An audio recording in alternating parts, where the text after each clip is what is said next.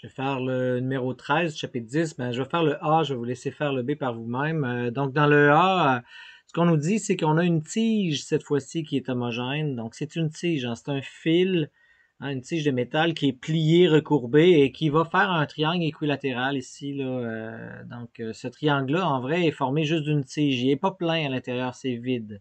Donc, c'est très important pour faire la distinction.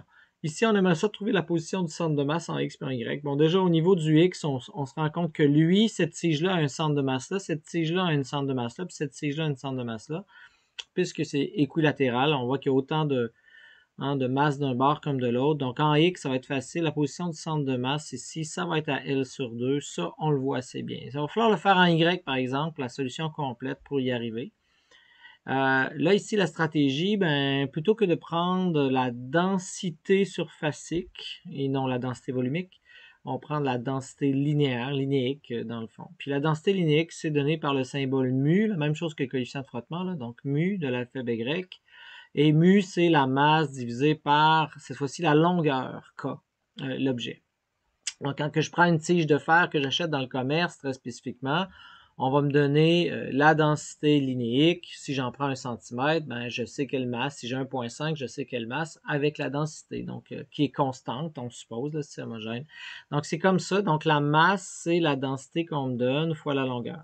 Alors, ici, on ne m'a pas donné la densité, mais on comprend l'idée, c'est que ça va s'éliminer.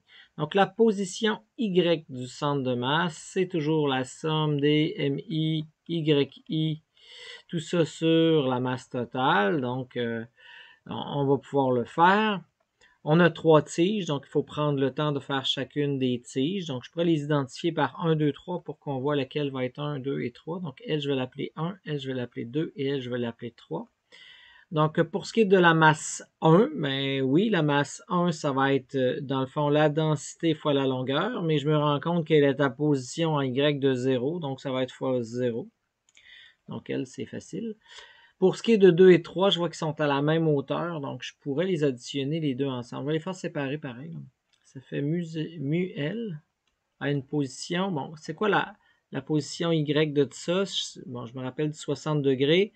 Donc, c'est ici. Donc, c'est la hauteur. Ça va être L sur 2 ici, dans le fond.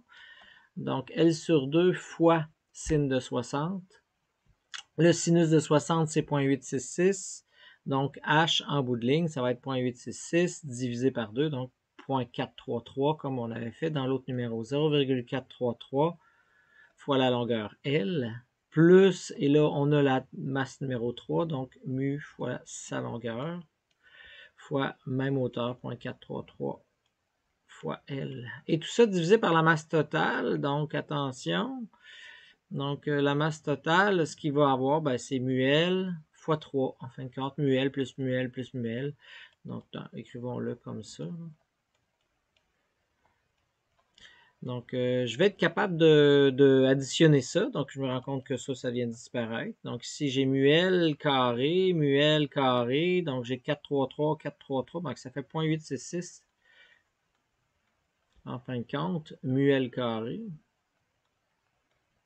Tout ça divisé par quoi? Ben, j'ai 1, 2, 3 mu L.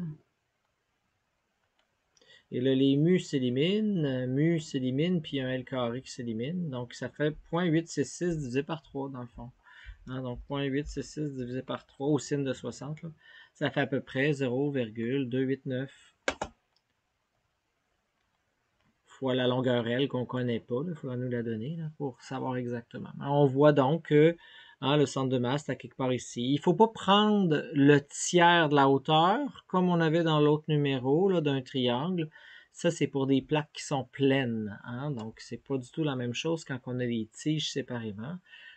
C'est pas un triangle plein, fait qu'on peut pas arriver à cette conclusion-là rapide.